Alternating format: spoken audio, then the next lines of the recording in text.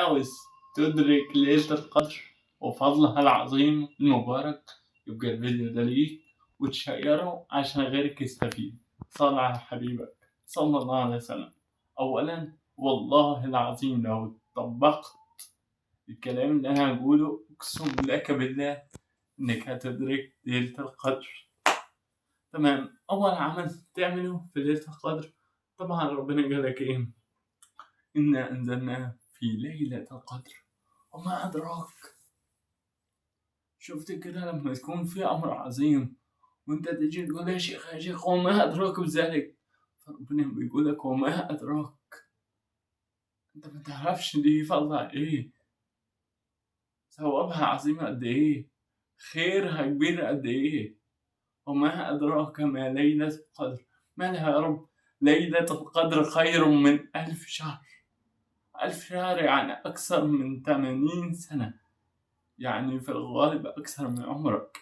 قال النبي صلى الله عليه وسلم أعمر أمتي ما بين 60 و70 وقليل ما يتجاوز ذلك، أي ما يعدي سن 70. بص ربنا قالك إيه؟ ربنا قالك وما أدراك ما ليلة القدر. الشيخ ابن عثيمين رحمه الله قالك إنها ليلة مباركة لكثرة خيرها وبركتها وفضلها. شفت ابن عثيمين عايز يوصلك إيه؟ طب نعمل إيه فيها؟ أول حاجة كل ليلة عد معايا 1. كل ليلة تزور مريض. لو قال النبي صلى الله عليه وسلم من عاد مريضا في الصباح ظل يصلي عليه 70,000 ملك حتى يمسي، ومن عاد مريضا في المساء ظل يصلي عليه 70,000 ملك حتى يصبح. كده صلاة الملائكة أي استغفارها لك. الصلاة بمعنى الاستغفار بتاع الملائكة طبعا. ثانيا تصدق بصدقة ليلي ليس نهاري، بالليل. ليه؟ قال النبي صلى الله عليه وسلم من تصدق بعدل تمرة من كسب طيب، ولا يقبل الله إلا طيب طبعا، فإن الله يتقبلها بيمينه ثم يربيها له مثل الجبل. الله، ربنا طالما كبرها خلاص خد الأمر، ربنا هيتقبلها بيمينه.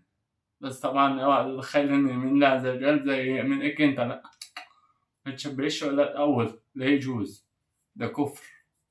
خلاص، ليس كمثله شيء وهو السميع البصير سبحانه وتعالى. طالما ربنا خد يبقى هدي. في حديث تاني عن النبي صلى الله عليه وسلم في البخاري قالك اللهم أعطي منفقا خلفا. ربنا هيخلف، الملائكة بتقول لي أخلف عليها يا رب، زيد يا رب من كرمك وعطيئك. خلاص، فالصدقة دي بتقف في يد الله قبل ما تقف في يد الفقير. ثالث حاجة لو في جنازة، تمام، لو في أي جنازة بالليل في جنب القرية، جنب قريتك، بلد جنب بلدكم، ماشي اسعى والحق صلي، لازم ما تفوتهاش. ليه؟ لقول النبي صلى الله عليه وسلم من صلى على جنازة فله من الأجر قيراط، ومن تبعها فله قيراطان. قيل وما القيراط؟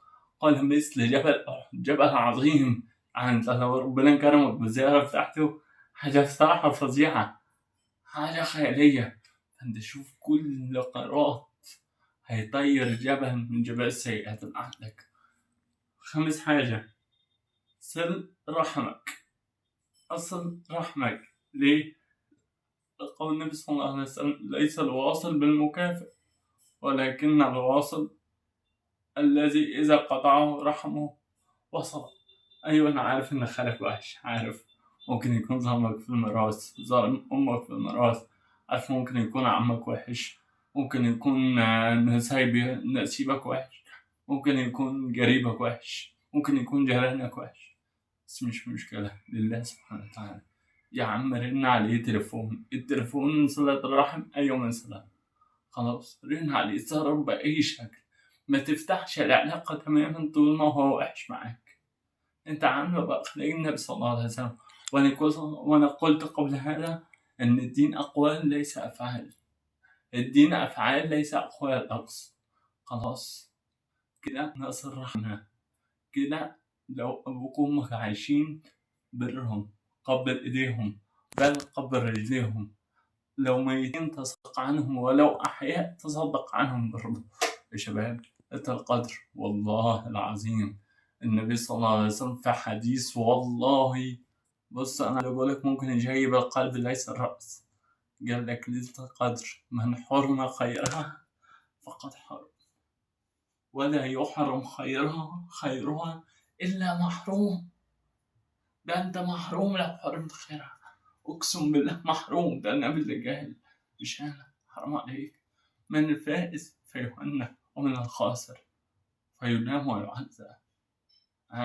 اوعى تحرم ليلها، اوعى تحرم نهارها.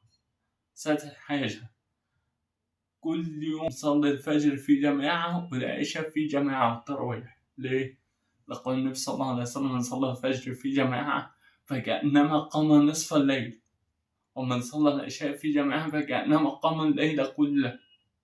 إن ما قدرتش تصلي التراويح صلي العشاء، ينطبق عليك حديث أيوة ينطبق، بس المهم صلي جماعة. لازم كأنك بتقوم الليلة كلها. خلاص ليلة القدر أقسم بالله موجودة. وفي التامنة حديث النبي صلى الله عليه وسلم قال لك إيه؟ لما السيدة عائشة قالت أي دعاء أفضل يا رسول الله؟ قال قولي اللهم إنك عفو تحب العفو فاعف عني. هو الحديث ماشي فيه خلاف، بس إن شاء الله يؤخذ عادي. خلاص من باب الأمانة طبعا يؤخذ به. خلاص يا محمد لازم أقسم بالله لو طبقت اللي أنا قلت عليه بالحرف أنت فزت بليلة القدر يا باشا. الليلة ربنا خد بالك أن أنا قولي أنا إن ربنا جعل الليلة دي في آخر رمضان. عارف ليه؟ عشان يعلم الصادق من الكاذب، فليعلمن الله الذين صدقوا وليعلمن الكاذبين. أم حسبتم أن تدخلوا الجنة ولما يعلم الله الذين جاهدوا منكم ويعلم الصابرين؟ مين اللي هيثبت؟ مين اللي هيصبر؟ مين اللي هيجاهد؟ كما قال الله عز وجل وجاهدوا في الله حق جهاده. هو اشتباكم، خليه يشتبيك برضه. يلا يا شباب، يلا أم محمد صالح، يلا ادعوا. والعاشرة ودي الأهم في الفيديو كله واوعى تغفل عنها، إنك تشير الفيديو على كل مواقع التواصل الاجتماعي. خلاص قال النبي صلى الله عليه وسلم بلغوا عني ولو آية. والسلام عليكم ورحمة الله وبركاته.